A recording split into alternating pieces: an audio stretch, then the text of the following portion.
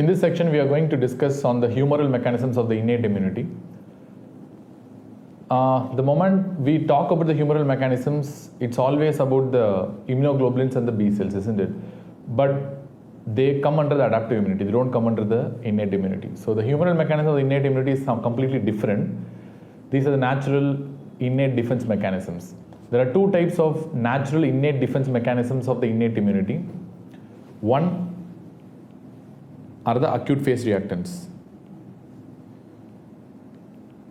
And second one are the complements.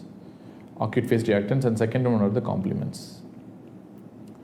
Complements itself is a huge topic which we'll be discussing subsequently in the same section.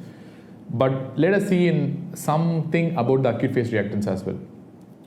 If you ask about what are these acute phase reactants, these are proteins which can be either secreted in excess amounts or lesser amounts in response to an acute inflammation or a systemic injury or anything that changes the systemic homeostasis. These are what we refer to as something called acute phase reactants. So acute phase reactants, as I told you, it can be a positive acute phase reactant or a negative acute phase reactant. A positive acute phase reactant is the one whose levels will increase in response to inflammation, and a negative acute phase reactant is the one whose levels will decrease in response to inflammation. So whenever you ask about what are the positive acute phase reactants, there are so much of positive acute phase reactants to know. Let us categorize. The first one is about the complement proteins. A lot of complement proteins themselves act as positive acute phase reactants, the most important being the C3. Apart from that, C4, C9, all these things act as positive acute phase reactants, but I would prefer the most important among all these being the C3. As simple as that, because it has a tremendous importance, C3, as a positive acute phase reactant, because this positive acute phase reactant nature of C3 is one of the biasing things in SLE in determining the disease activity in systemic lupus erythematosus patients, which we'll discuss separately in the rheumatology section. What is the importance of the C3 levels in active SLE? Okay, I'm not going to confuse you right now about that. At the same time, you have a lot of coagulation and fibrinolytic proteins. Coagulation and fibrinolytic proteins that are really important for positive acute phase reactant section. So if you ask about what are the coagulation fibrinolytic proteins, the number one is always about the fibrinogen. Fibrinogen is the most important coagulant protein in this group. Apart from that, you have plasminogen. Apart from that, you have a tissue plasminogen activator. Apart from that, you have protein S, and apart from that, you also have a plasminogen activator inhibitor 1. So in this, if you ask me the most important, that is the fibrinogen, always the most important in this particular section, in this class.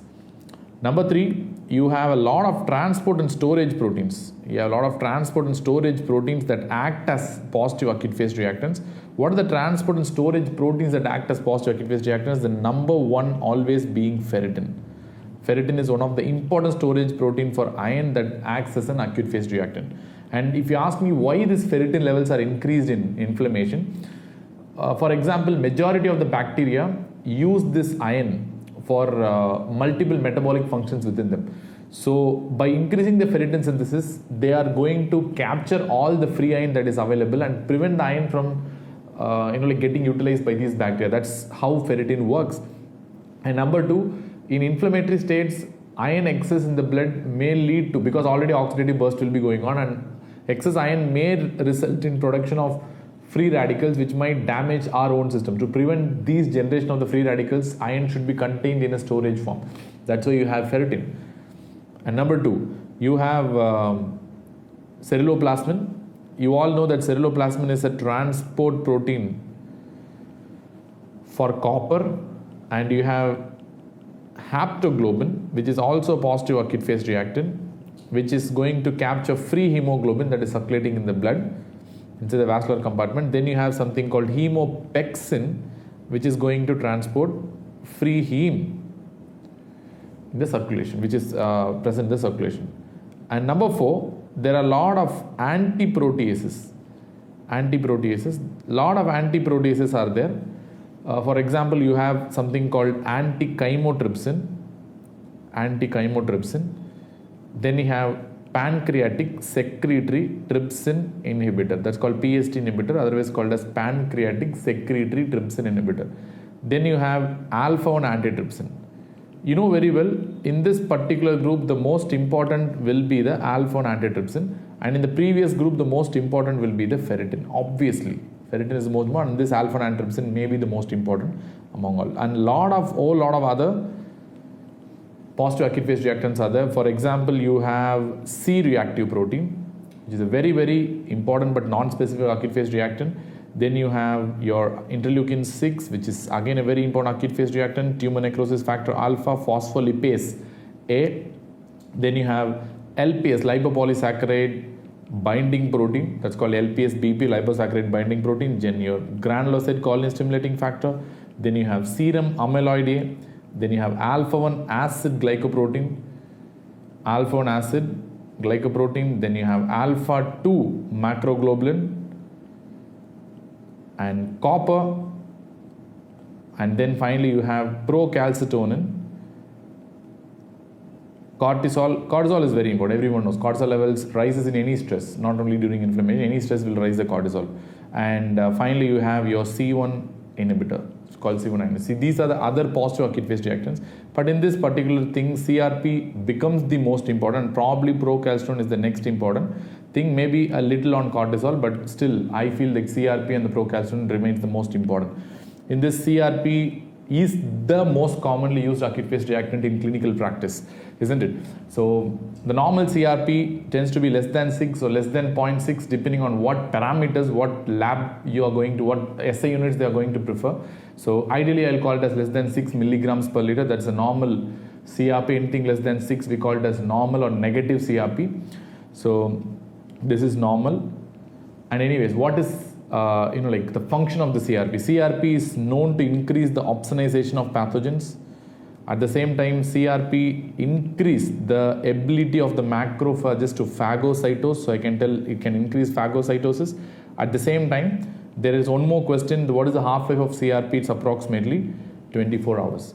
And when CRP starts rising, within 6 to 12 hours of the acute inflammation or any inflammation or injury, within 6 hours after that, your CRP starts rising. Let it be surgery, doesn't matter. CRP increases within 6 to 12 hours of injury to the system.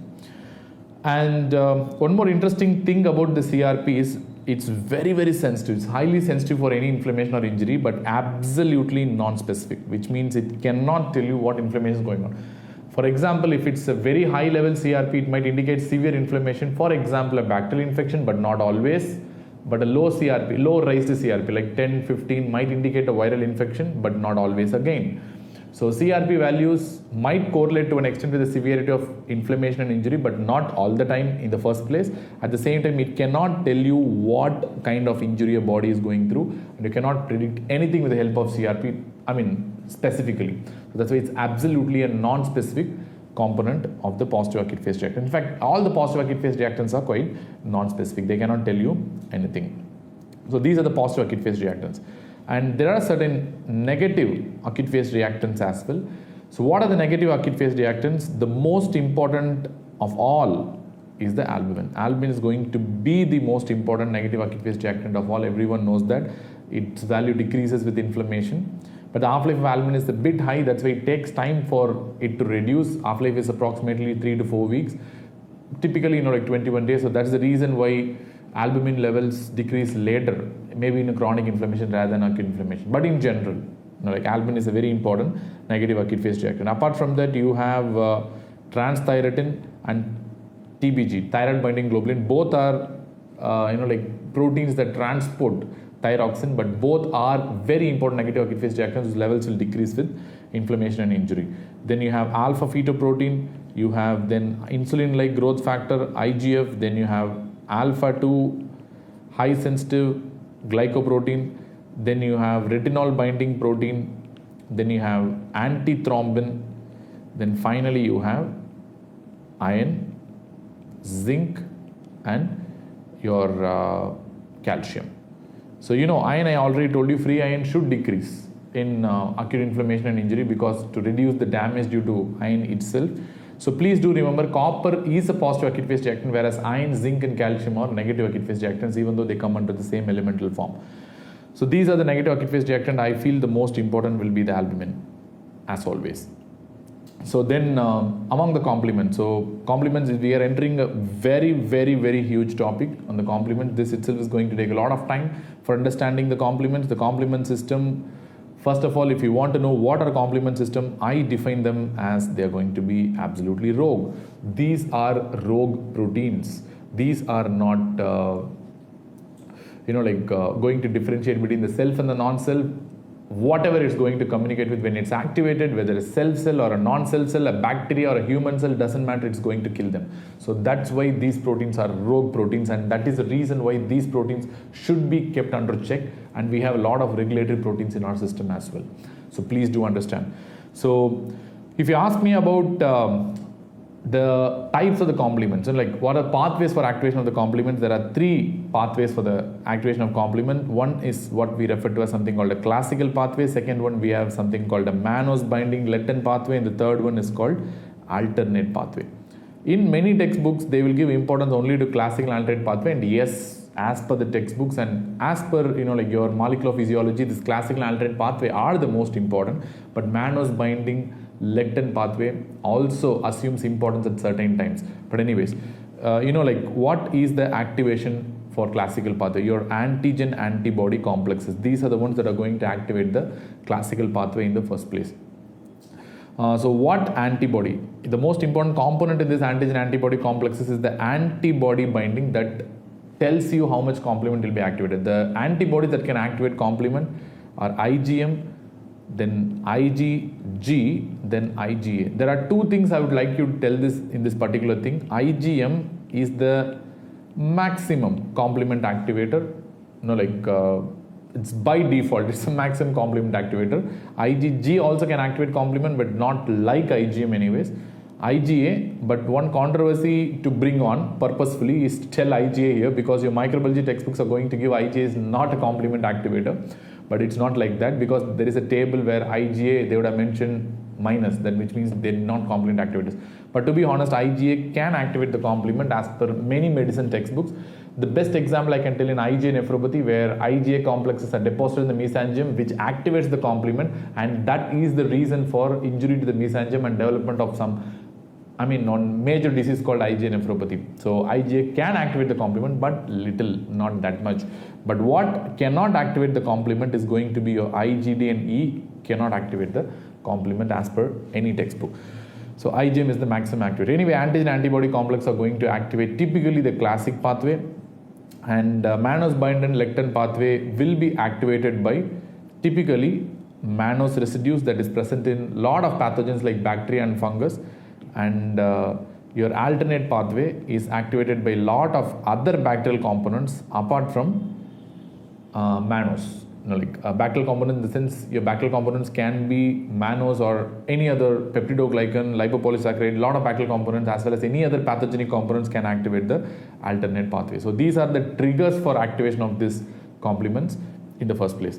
And majority of the time, complements will be circulating only in the intravascular compartment. It's a very important thing to understand. They do not go outside the intravascular compartment. Majority times they work within the intravascular compartment. That is also one reason why whenever complement is activated in autoimmune disease, they cause vascular damage than extravascular damage. So they deposit in the vessels, they cause some vascular damage, and they cause vasculitis predominantly whenever complements are activated. So anyway, these are some interesting points about the complements. Let us see the complements in more detail. So to understand the complements in more detail, we have to see some diagrams. This is the one. I have given 2 diagrams here.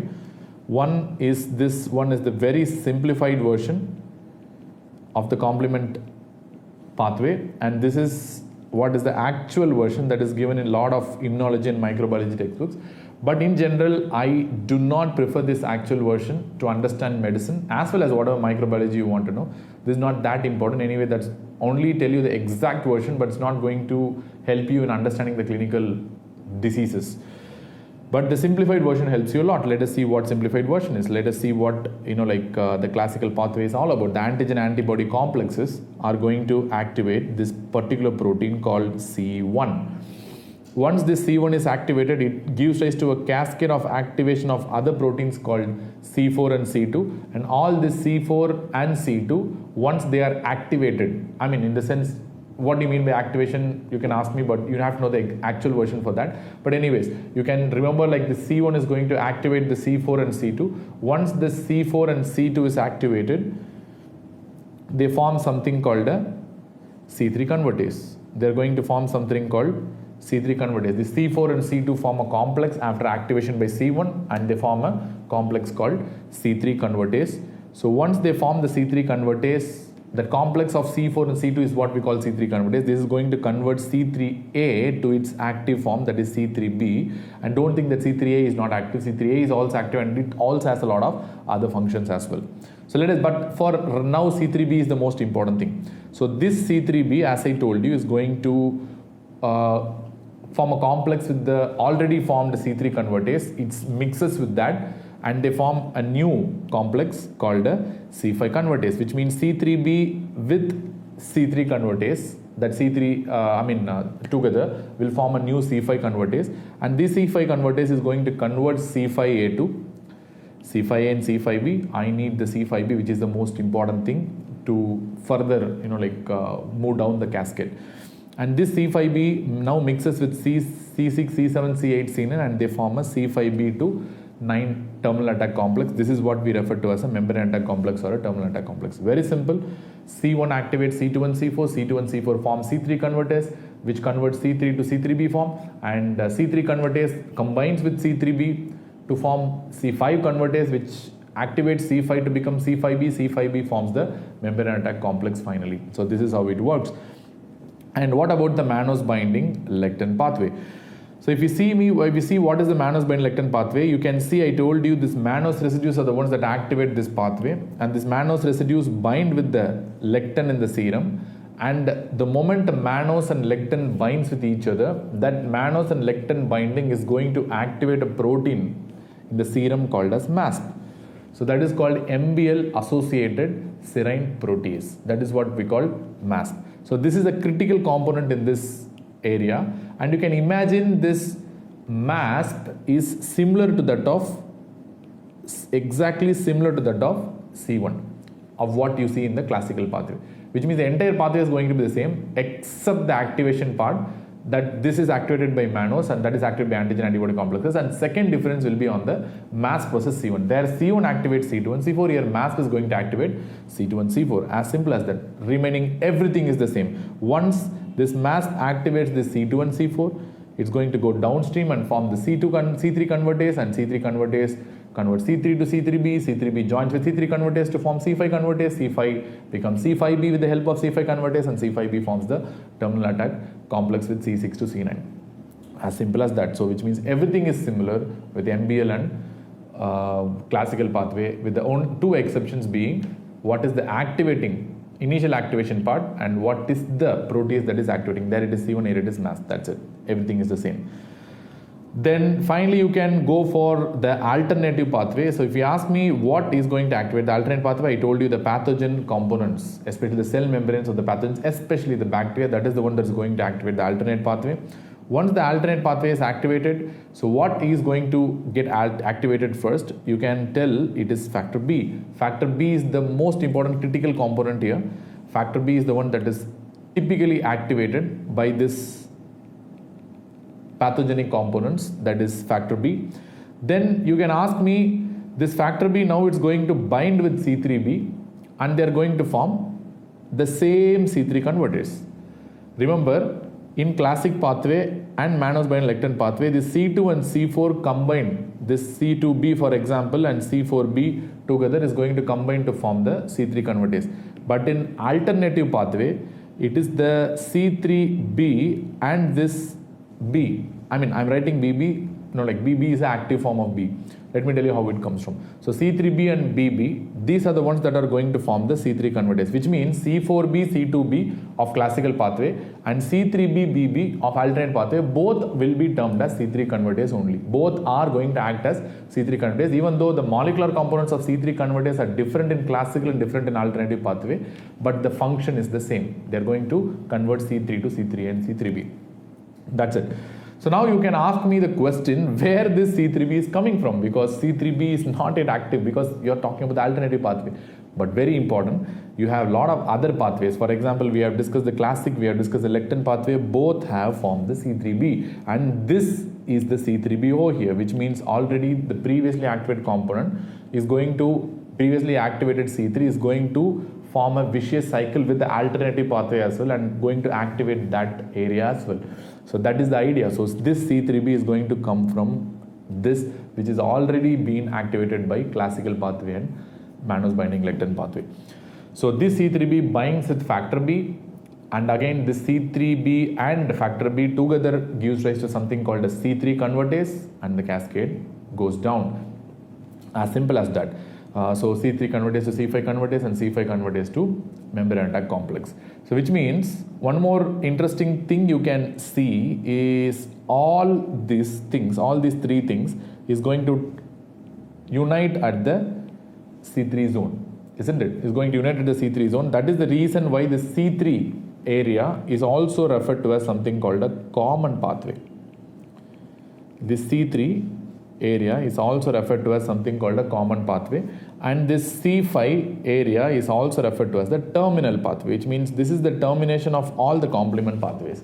Whether whatever pathway it starts with doesn't matter, but it comes into a common halt at common pathway and terminates at the terminal pathway. These are common things that are happening in the complement pathway. So this is what we call it as.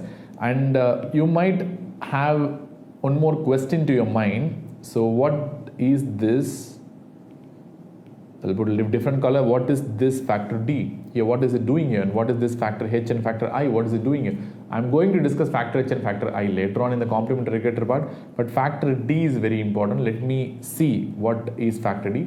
Factor D is the one that is going to convert this factor B to BB and BA segments. So which means the active form is the BB, and that BB fraction is the one that combines with C3B, and that BB is the one that combines with C3B to form the C3 convertase. So that is the function of this factor D. It actually activates the factor D once it's binding with the pathogenic components. And there is one more thing which is not mentioned in the diagram. That is nothing but, we can go back to the pink, that is nothing but properdin. So what is the function of properdin? So properdin is going to do one important thing. Properdin is the one that is going to act as a cofactor that makes the C3B bind with the BB. Clear? So I told you factor D converts factor B to BB and BA, the BB active form, and C3B is already coming from the classical pathway and the MBL pathway. And how we are going to bind this C3B and BB? Properdin is the bridge that's going to pull this C3B and BB together, and you're going to form the C3 convertase of the alternative pathway. So that's how this properdin works. So factor B is the main component, C3B is also main component. This factor D and properdin acts as cofactors that enhance the alternative pathway. So that's how it works. So this is a very, very simplified diagram, but if you want a little bit complicated version, and this is where you can see the complicated version. And what is the complicated thing in that is, because if you want to really understand, you can see this C1 of the classical pathway and MASP of the mannose binding lectin pathway are same. They are going to function very similarly, which means they are going to split this C4 into C4A and C4B. Similarly, they are going to split this C2 into C2A and, sorry for that, yes, C2B. So C2A and C2B, that becomes C3 convertase. So what I would tell is this C1 of classical pathway is actually made of three different proteins, that is C1Q, C1R and C1S. There are 6 proteins, subunits of C1Q and 2 subunits of C1R and 2 subunits of C1S, which means C1 is a complex that is containing of 10 subunits and 10 proteins. So this is what C1 is all about. So if you ask me where the activation starts, the activation typically starts by activating C1q, which means the antigen antibody complex, that is the antibody fraction. When it is binding with the antigen, there will be a conformational change. The conformational change in the antibody is going to first activate the C1q. C1q in turn will activate the C1r, and C1r is going to in turn activate the C1s. So very simple. Once C1s is activated, and I told you the C1s is going to act as a serine protease that's going to split this C4 and C2 molecule into C4b, C4a and C2a and C2b, where C4b and C2b are the active forms. Initially you form the C4b, which mixes with C2 and forms C4b, C2. Then again this C1s protease splits this C2 from the C4b, C2 complex into C2a and C2b, where C4b now combines with C2b to produce something called a C3 convertase. And this is the C3 convertase of the classical and MBL pathway. Similarly, you form different C3 convertase. You can see that here your factor B mixes with C3b and forms C3bb, and your factor D helps in splitting factor B to BB and BA, where BA will be eliminated, and you have this C3b-BB, which acts as the C3 convertase of the alternative pathway. What I am trying to tell is the C3 convertase of the classical pathway is different from C3 convertase of the alternative pathway at a molecular level, but the functions are going to be the same. You can see both C3 convertase of the classical and alternate pathway is going to act on C3 only, and they're going to convert C3 into C3 and C3b, as simple as that. And you can see, as I mentioned, you can see these are the chemotaxins. So C3a and C5a, they are going to act as chemotaxins, which means as I told you, they are not useless. C5a and C3a, even though you can see in this particular diagram they are going out separately, C5a, C3a and C5a, they are not useless proteins, and they are going to act as chemoattractants and chemotactants. In fact, your C5a is one of the very powerful chemotactin anaphylotoxin compared to C3a. It's a very powerful anaphylotoxin and a chemotactin. And you can see this C3b and C4b are very, very important opsonins. C3b and C4b are going to act as very important opsonins. In general, if you ask me which is the most powerful opsonin, I will go for C3b, very, very, very powerful opsonin.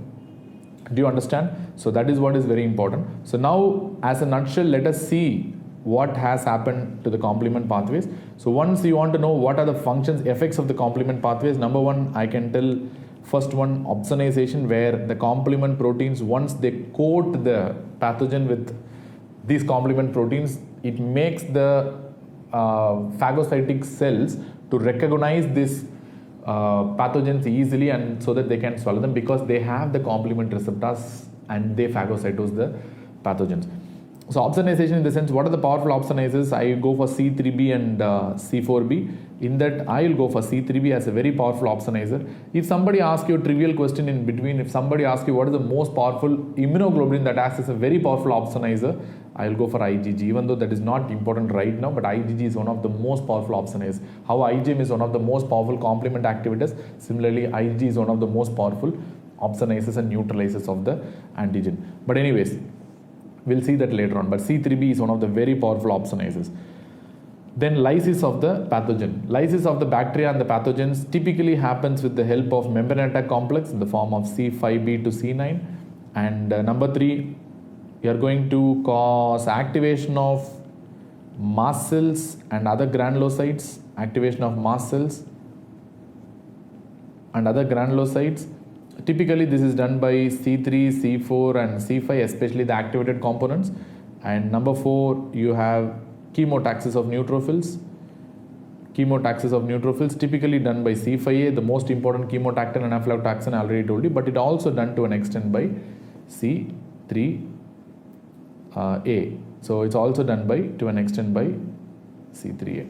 So these are the two things that are very important for very important anaphylotoxins. As already told in the diagram, this C3a, C5a and this C4a are going to act as very powerful anaphylotoxins. But in general, I'm going to go for C5A as one of the very powerful chemotaxins and aflatoxins.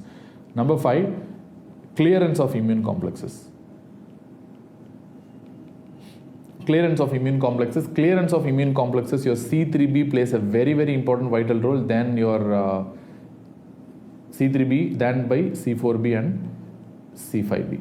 So the C3b is the one that is going to be one of the very powerful, molecule that's going to clear the immune complexes. And again, that is the reason why deficiency of classic complement pathway proteins are, really, really important in SLE pathogenesis, where the main problem in SLE pathogenesis, these immune complexes cannot be cleared. Once immune complexes cannot be cleared, there is a lot of chance that your autoantibody may be formed against those immune complexes, which are nothing but as cells only. So that is the reason why in SLE you have a lot of antibodies. So this is very important for the pathogens of SLE as well. Clearance of immune complexes is done by C3b. So these are the prime effects and functions of the complement pathway proteins. And then we have to know about the regulators of the complement pathway. So regulators of the complement pathway. So why I am telling about the regulators as very important is because you have a lot of link to diseases which you have not understood previously. So that's why I am going to talk about the regulators of complement. Regulators of the complement pathway can be differentiated into those that are present on the cell surface, regulators, and second one, those that are present on the fluid phase regulators. So there are two things, fluid phase regulators are there. What are the cell surface regulators? When you call about the cell surface regulators, the cell surface regulators, number one are CD55. We have already discussed all this in detail in the paroxysmal nocturnal hemoglobinuria section, where this is typically going to be called as something called decay acceleration factor. And second one, you have something called CD59, which is also going to be called as something called MIRL, or homologous restriction factor, HRF. But we stick on to the term, since it's given in Robbins, we stick on to the term called MIRL, that is called membrane inhibitor of reactive lysis, CD59. And you have two other proteins, CD46, also referred to as MCP, otherwise called as membrane cofactor protein, and you have something called CD35, otherwise referred to as complement receptor 1. So you can put under three clusters, of which these are really, really important because these are GPI anchored proteins. Because the problem in PNH is GPI anchored proteins, because in PNH the GPI anchors are deficient. That is the reason why your complement becomes rogue and uncontrolled. The regulation is lost, and that is the reason why you get PNH, especially hemolysis and pancytopenia and all these things. So anyway, so this CD55 and this CD46 and 35 are not really GPI anchored proteins, but anyways, let us know. So what is the function of this CD55? We have seen already in PNH, but let me recap you one more time. This is going to inhibit the C3 convertase. So you know the C3 convertase of the classic and alternative pathway, which is very important for changing C3 to active form, C3b and C3a. So they inhibit the C3 convertase. And what is the function of CD59 is they are going to inhibit the membrane attack complex or terminal attack complex. So once this regulatory function is lost, the C3 convertase will go rogue in PNH, and membrane attack complex formation will also be in enhanced amounts, and they're going to attack our body's own cells which are circulating. What is going to circulate? Your RBC, WBC in the platelets, and they're going to die, and you're going to result in pancytopenia, especially hemolysis, and that is what we call paroxysmal nocturnal hemoglobinuria. At the same time, your CD46 and CD59, if you want to know how they act, they are going to typically inhibit the alternative pathway. They are going to typically inhibit the alternative pathway. How they really inhibit the alternative pathway is by similar function to that of factor H and factor I, which I have not discussed right now, which I will be discussing that in the fluid phase inhibitors. But right now understand their function is similar to that of factor H and factor I. That is how they are going to work. They are going to inhibit the alternative pathway of complements, as simple as that. So these are some of the cell surface regulators. What are the regulators that you have in the fluid phase? In the fluid phase regulators, I can again divide into three. One is regulators of the classical pathway, and second thing I can tell regulators of the alternative pathway. Alternate pathway regulators. So classic pathway regulators, and you have alternate pathway regulators. So what are the classic pathway regulators? Classic pathway, the most important classic pathway regulator is what we call as C1 inhibitor, or otherwise called as C1 esterase inhibitor. Why? Because that C1 is a serine protease, the C1s especially. So that inhibits this C1 molecule, and that is why it's called C1 esterase inhibitor, C1INH simply. So what is the function of the C1INH? So I can write the complement pathway again. You have the classic pathway, which C1 is going to activate C2 and C4. The C2 and C4 combine to form C3 convertase, that is going to, so I can write C3 convertase here. That's going to cleave this C3 to become C3A and C3B, and C3B is going to form the complex with C5, they're going to form C5 convertase, which is going to split C5 into C5B, and C5B combines with C6, C7, C8, C9 and forms a membrane attack complex and terminal attack complex, which means the prime regulator of this entire cascade of the classical pathway is the C1 inhibitor. So C1 inhibitor is the most important regulator of the classical pathway, which inhibits the C1 directly. So what are the functions of C1 inhibitor? So number one, it inhibits C1. Everyone knows that, there is no doubt about that. Second thing is it going to, that is not only going to inhibit C1, that is also going to inhibit factor 11A and factor 12A. These are active factors of the coagulation pathway, which we'll discuss later on in the coagulation section. But here you have to understand they also have the ability to inhibit factor 11A and factor 12A. Number three, they can also inhibit something called kallikrein. They can also inhibit something called kallikrein. This is actually very important for applied aspects. C1INH doesn't only inhibit the C1 alone, they are going to inhibit the kallikrein also. Why? Because there is something called high molecular weight kininogen, HMWK, which in the presence of kallikrein acts as a cleaving agent, where this kallikrein is going to cleave this high molecular weight kininogen to certain small kinins. For example, the major kinin is the bradykinin,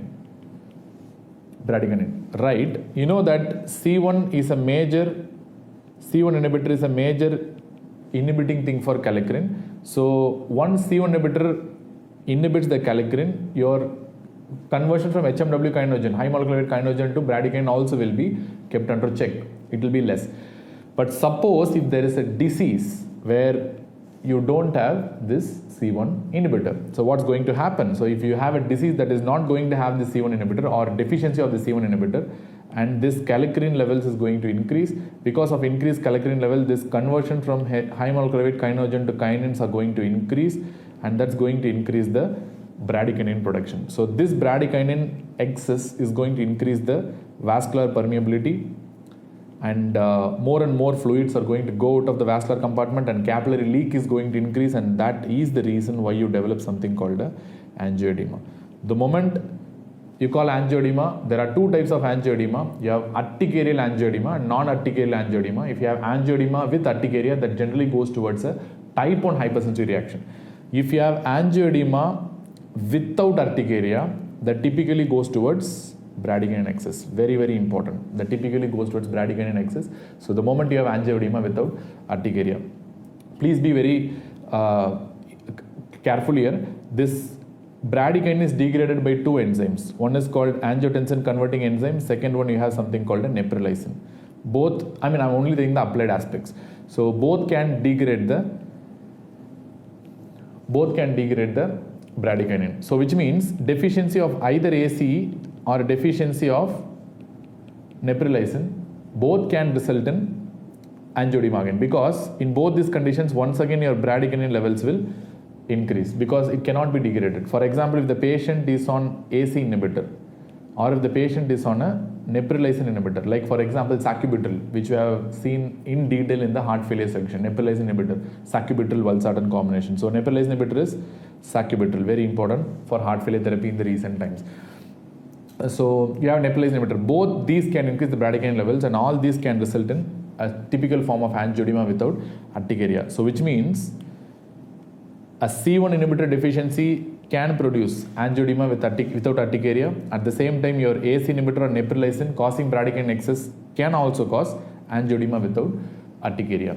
So what are the conditions that can produce C1 inhibitor deficiency? For example, the deficiency of C1 inhibitor can be congenital, If it's congenital genetic forms, we are going to call it as hereditary angioneuritic edema, or it can be acquired forms of C1 inhibitor deficiency. Acquired forms of C1 inhibitor deficiency typically happens in two diseases, in SLE where there will be antibody formation against this C1 inhibitor, and second one even in CLL because of the abnormal lymphocytes, they generate antibodies against this C1 inhibitor aberrantly sometimes. So these are the diseases, few diseases which can produce C1 inhibitor deficiency, so that you can result in angioedema without urticaria due to bradykinin excess. So using an AC inhibitor, using an epilepsy inhibitor, similarly congenital deficiency of C1 inhibitor or acquired deficiency of C1 inhibitor, all these things can result in angioedema without urticaria. In all these, whatever I told you, 4 conditions, the problem is the bradykinin excess. The problem with this is the angioedema with urticaria generally responds to antihistaminics and steroids, but angioedema without urticaria that is happening due to your bradykinin excess does not respond to steroids or antihistaminics generally. So you have to treat completely in a very, very different way. So which means treatment of angioedema without urticaria in acute settings, in severe angioedemas, you have to use very different protocol. For example, the best treatment if they ask you for angioedema without urticaria is nothing but Berinert. It's a very, very costly agent, Berinert, which is available only in US, in India it's not available. So Berinert is a recombinant C1 inhibitor. It's a recombinant C1 inhibitor that is available. So that is the treatment in acute severe life-threatening attacks. But alternatively, in countries like India where it's a poor man's alternative is FFP, that is fresh frozen plasma. And for prophylactic settings, for prophylaxis, for example, prophylaxis in chronic states, chronic hereditary angioneuritic edema or chronic deficiency of C1INH, or suppose if the patient is getting recurrent, like angioedema with neprilysin inhibitors or AC inhibitors, then you have to use AC inhibitors and neprilysin inhibitors, but generally we tend to avoid if the patient gets angioedema after AC inhibitors and neprilysin. But still, if you prefer to use in these settings, or if the patient is having congenital or acquired deficiency C1INH, in those conditions, prophylaxis cases, you can use certain drugs. What drugs you can use is, for example, you have something called 2 drugs. One is called icatibant and second one is called ecallantide. What do you mean by icatibant? Icatibant acts as a bradykinin receptor inhibitor and ecallantide is going to act as a kallikrein inhibitor.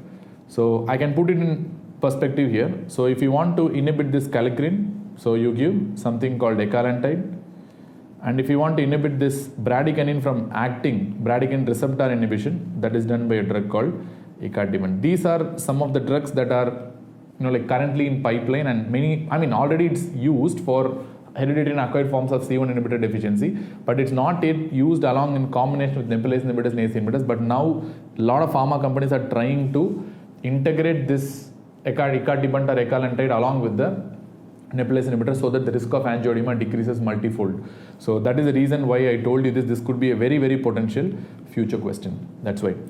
So these are some of the important aspects of treatment of this angioedema without urticaria. So in general, the moment you get an angioedema, so you see whether it is with urticaria or without urticaria. If with urticaria, I am going to think about a type 1 hypersensitivity reaction. If it's type 1 hypersensitivity reaction, I am going to use like antihistaminics, steroids like dexamethasone or hydrocortisone. At the same time, you can use adrenaline if the patient is in anaphylactic shock. Simple, drug of choice. Then, if the patient is having without urticaria, then it is typically due to bradykinin excess. There are various options. It could be due to drug induced, or it could be due to C1 inhibitor deficiency. If it's drug induced, the best treatment will be to discontinue the drug. That is the most important. Or, as of now in the future, there might be neprilysin inhibitors with your icatibant or ecallantide. That combinations can be preferred. But anyway, right now the treatment will be to discontinue the drug. If it's a C1 inhibitor deficiency, I told you acute treatment will be with either recombinant C1 inhibitor like Berinert or FFP, and prophylaxis will be with icatibant or ecallantide, any one. So this is how very orderly and sequentially you treat the angioedema with and without urticaria. So this is a very, very elegant thing that you have to know. And in a simple C1 inhibitor, we have discussed a lot of applied aspects regarding the C1 inhibitor as well.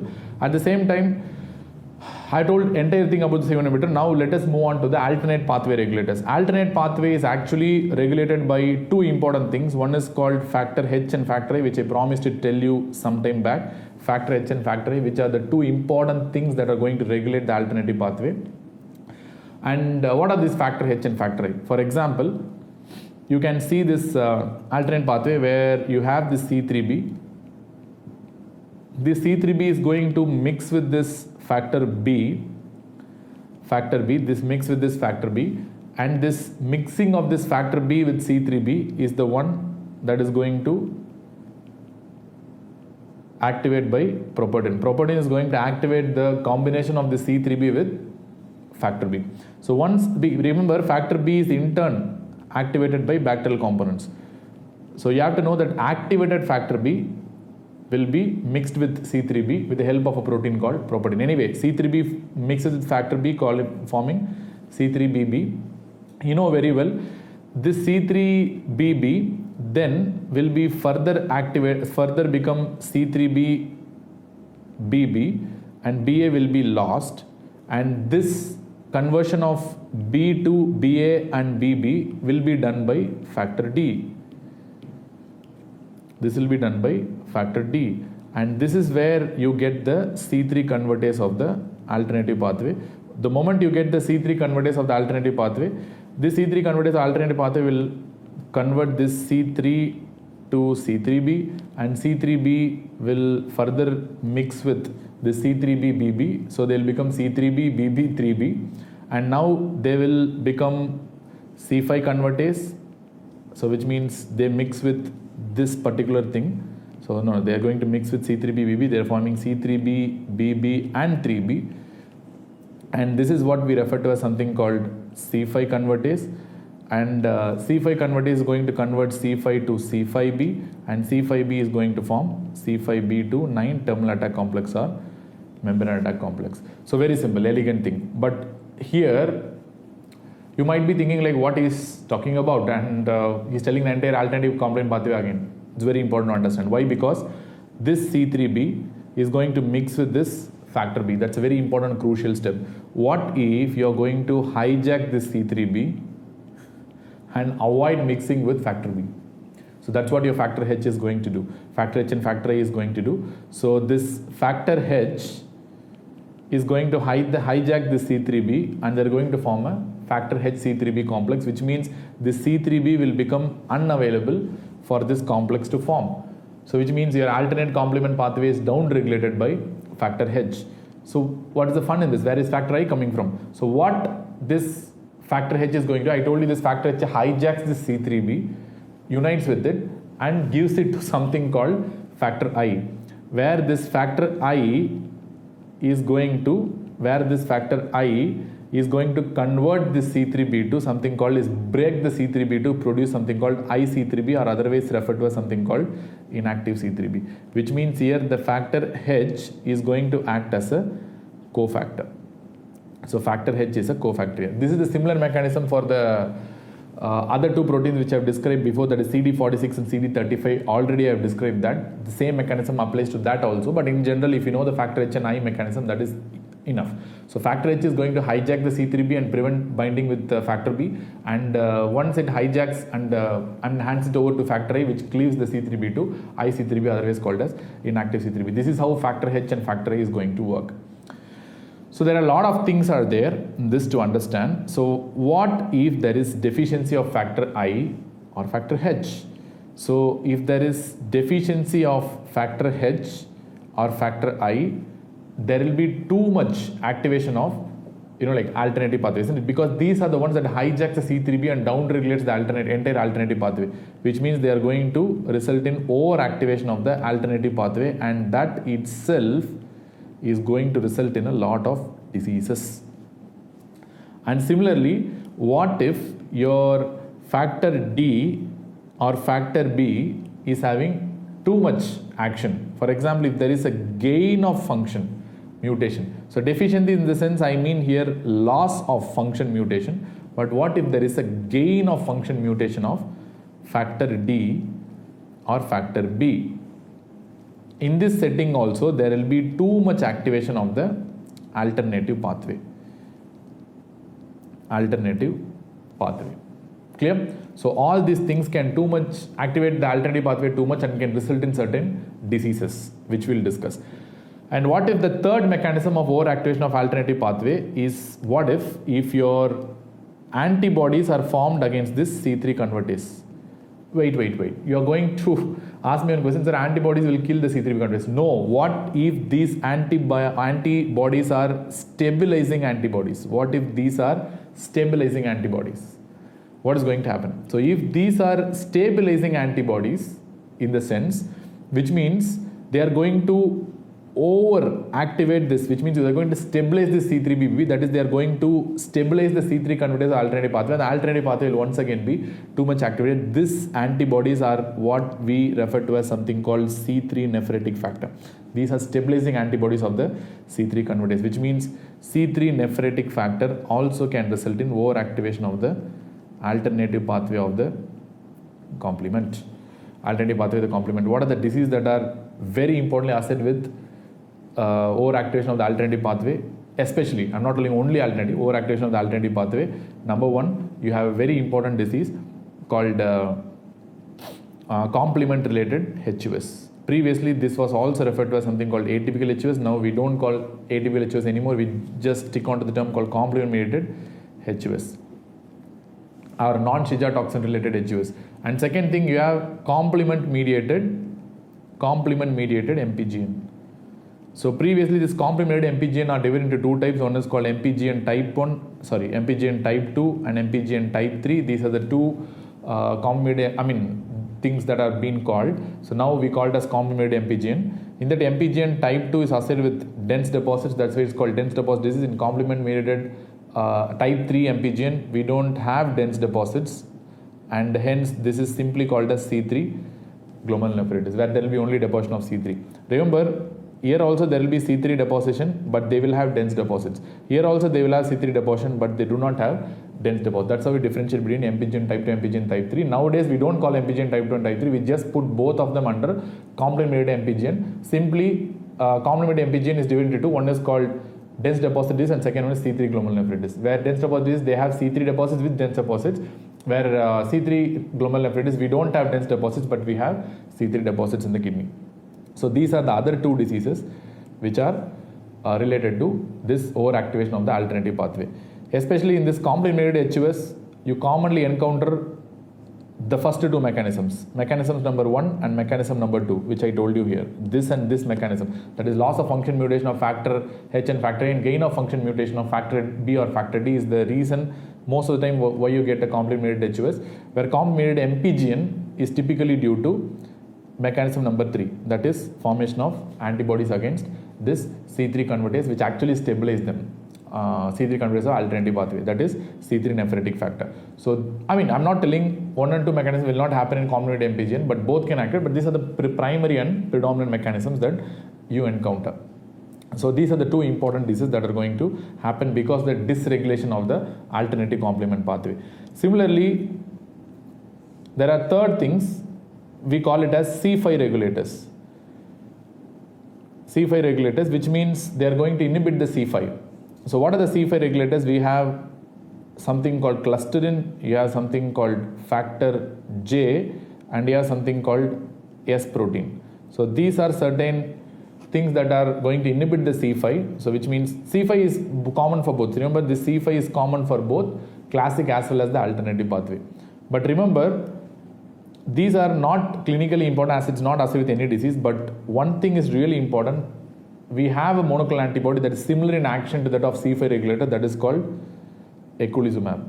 Eculizumab is a monoclonal antibody against C5, which means that blocks the C5. That's why this eculizumab is also referred to as anti-C5 monoclonal antibody, which means I can write here, this eculizumab is the one that's going to block the C5, and which means they are going to block the activation of the membrane attack complex or terminal attack complex. Very, very important. Clear? Formation of membrane attack complex or terminal attack complex. So remember, now I can put it like this. So dysregulation of complement pathways. Dysregulation of complement can happen due to dysregulation of cell surface complements. Dysregulation of cell surface complements will result in characteristic disease called PNH, and dysregulation of fluid phase complements. Dysregulation of fluid phase complements can result in generation of two diseases. One is called angioedema without urticaria, and second one you have complement-mediated HUS and complement-mediated MPGN. Remember, this angioedema treatment we already discussed, but remember this PNH, complement HUS and complement MPGN all actually can be treated with eculizumab. All can be actually treated with eculizumab, because angioedema protocol is different, because angioedema is due to bradykinin excess, not due to complement C5 or C3 excess. That's why that has a different protocol of treatment. But whereas this PNH, complement HUS, complement MPGN, all these things has to be treated with eculizumab, which shows a dramatic response. Even though other treatments are available, but you have to understand that eculizumab gives a very good response in all these three conditions. Beautiful. That's it. So this is how it works, the dysregulation of the complement pathway. Clear? So now, having seen a lot of understanding about the dysregulation of the complement pathway, now we can move on to what will happen if you have actual complement deficiencies. First of all, whenever you have complement deficiencies, what is going to happen? Definitely all patients who are having congenital complement deficiencies usually result in SLE. SLE is one important disease because complements play an important role in removing these immune complexes from the body which are naturally formed. When you don't remove them, that results in SLE, as simple as that. So one of the important pathophysiology of SLE, how SLE is you're going to get. So at the same time, complement deficiency is also going to increase the susceptibility to certain particular infections. What are the infections? So first let us see what will happen if there is a C1q deficiency. You are going to get increased risk of infections from encapsulated bacteria. If it's from encapsulated bacteria, means it is pneumococcus, meningococcus, or even it could be your Haemophilus influenza B. These are the three characteristic encapsulated bacteria in clinical practice that is very important. Then C1q in SLE, deficiency in SLE will result in high risk of developing nephritis, high risk of developing CNS involvement, and high risk of developing photosensitivity. All these three things are multiple times asked question. And number two, C1R and C1S deficiency. Again, there is high risk of getting infections from the same encapsulated bacteria which I have mentioned, and there is going to be high risk of developing nephritis as well.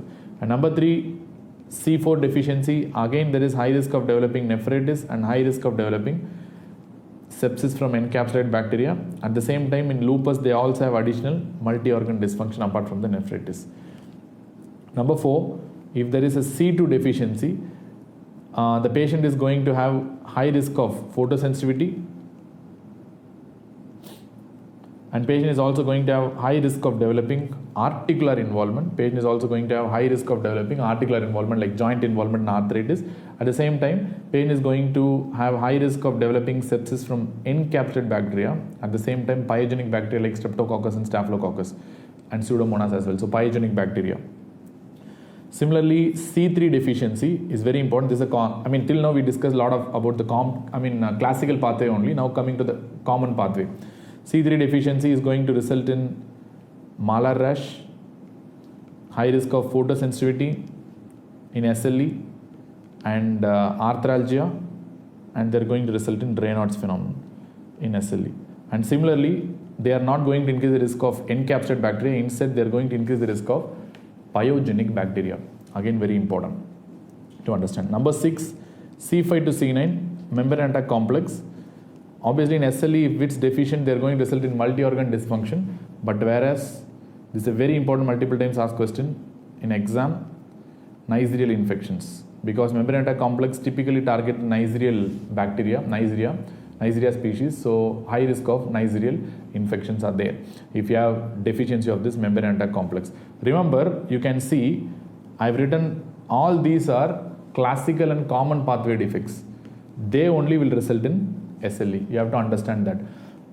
deficiency of components of alternative pathway will not result in SLE. Always understand, deficiency of the classical pathway complements only will result in SLE, and probably the common pathway component like C3 will result in SLE, but not the alternative pathway components. Clear? So again, remember this C5, one of the important applied aspects is C5 to C9.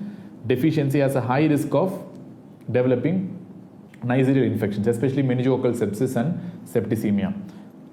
So we have one important applied aspect in this. Like for example, we know very well this eculizumab is a very important monoclonal antibody that targets the C5, which means it prevents or down-regulates the formation of terminal attack complex or membrane attack complex, which means the moment you give eculizumab, there is extremely high risk of meningococcal infections, and there is a lot of chance